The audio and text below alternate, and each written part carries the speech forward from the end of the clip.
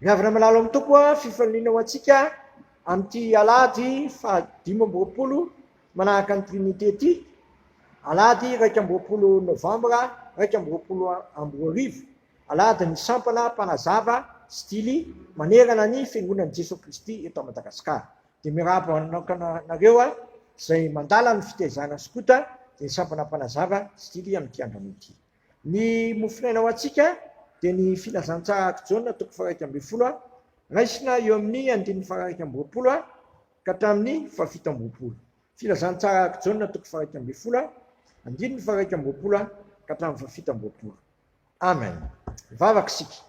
Sotranao zay raha eo fa tia dia tianay ianao a raha amezanao nay indray a ny teninao. Koa ampangino ny firehetra zay tsy avy aminao fa ny teninao ane mibahana be eo amin'ny fiainanay a sy taridalana indray a amin'izao henany vaovao zao. Dia miteneny ianao tompo fa mangetarito anao ny fananay a sotra Jesosy teny tomponofo. Amen. Anapaka-pompotsika ane ny fiadanan'i Kristy. Amen. Ny filazantsara Jaune toko faha 1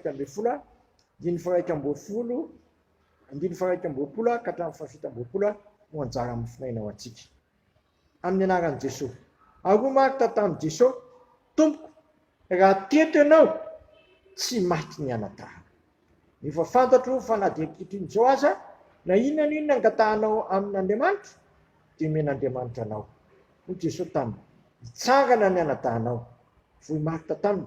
Fantatro ihany fa hitsangana izy amin'ny fitsanganana ny maty amin'ny andro farany. Hoy Jesosy taminy, izao ny fananganana ny maty sy ny fiainana. Zay mino ahy na dia maty aza dia velona indray, ary zay rehetra velona ka mino ahy dia tsy ho faty manak'izay. Min'izany va ianao? Misy taminy. Eny tompo, mino fa ianao no Kristy zanak'Andriamanitra leo tonga amin'izao tontolo izao. Masilo manamasinanay amin'ny fahamarinana, ny teninao ny fahamarinana. Amen. Eto amin'ity lahatsoratra masina ity a, tojo olona goavana Marta sy Maria satria lodomangy ny anatany. Jesosy Kristy dia nanome toky any Marta fa hitsangana ny anatany. Hitsangana ny anatany. Marta kosa rehefa nandeha izany, tozy izy, mino aho fa hitsangana ny maty izy, fa amin'ny andro farany. Zany ravana. Ny teny fanomeza toko antsika. Amin'ny andro farany a, dia hitsangana zay maty ao amin'ny Kristy. Hitsangana zay maty ao amin'ny Kristy amin'ny andro farany. Ary eto, tena asehon'i Jesosy Kristy fa hainy no manangana maty satria izy ny fananganana maty sy ny fiainana. Koa lazainy fa zay mino azy na dia maty aza dia ho velona indray, ary zay rehetra mino azy dia tsy ho faty fanana fiainana mandrakizay. Amin'ity andro an'ity ravana dia ampaherezo aminao mba ino an' Jesosy Kristy, atoky an' Jesosy Kristy, hitehitra amin'i Jesosy Kristy amin'ny fiainanao satria ary tsy hivadika amin'i Jesosy Kristy na mora na misarotra fa zay mino an' Jesosy Kristy maty no manana fiainana manak'izay. Zay mino azy koa na dia maty aza dia hatsangan'Andriamanitra indray amin'ny andro farany. Eto dia lazain'i Jesosy fa hitsangana amin'ny maty. Satria hoana nitsangana amin'ny maty? Satria Jesosy no fananganana amin'ny maty sy ny fiainana. Koa ianao izay mino an' Jesosy dia matoky ianao fa na dia maty aza ianao dia velona indray.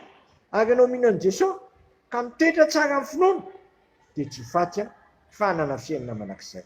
Jesosy dia niteny mihitsy indray maka fa misy olona tsy hananana fahafatesana akory dia tratran'i Kristy eny amin'ny lanitra.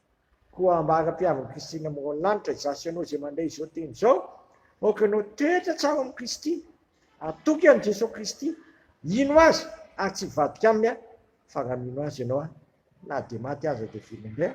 Ka raha mino azy ianao mba hara-piavan'i Kristy eny amin'ny lanitra dia tsy ho faty fa hanana fiainana manak'izay satria Jesosy Kristy nefa niteny zay mitoetra ao aminy ka tsy miala aminy raha ho avy Kristy eny amin'ny lanitra dia zay maty eo amin'ny Kristy mitsangana aloha ny Paoly apôstôly ary zay mitondra amin'ny Kristy ka mbola mahatratra ny fiverenan'ny Kristy eny amin'ny ao lanitra dia tsy ho faty fa ataony ny aim-pilimasa dia van'Andriamanitra ny tenany tonga ny tena tsy mety loha sy maharitra manak'izay dia zasy ianao ny tena hitreto amin'ny Kristy tsy vadika aminy fa misy ny fananganana ny maty tsy Kristy katoa ny fananganana maty sy ny fiainana zay mino azy dia tsangany indray anamparany azay mino azy koa dia tsy ho faty raha any dia manana fiainana manak'izay efa mitoetra azy sy tsy miala aminy ambara-piavaka Kristy eny amin'ny lanitra.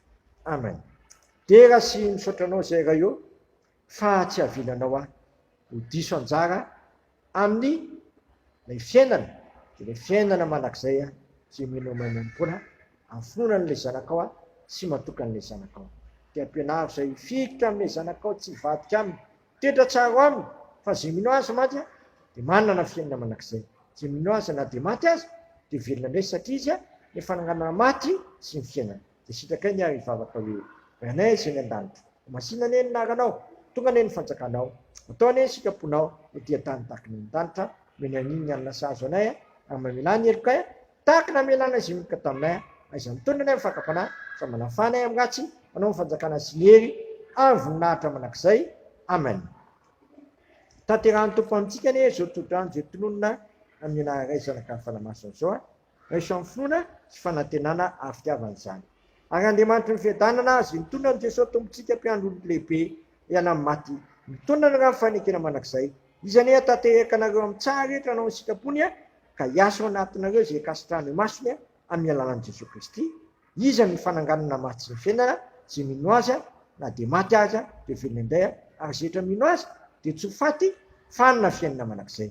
Ko mino ianao an'i Jesosy Kristy ny fananganana maty sy ny fiainana. Voninahitra aneo an'Andriamanitra rery any amin'ny anaran'ny Ray sy ny Zanaka ary ny fanahy masina. Amen.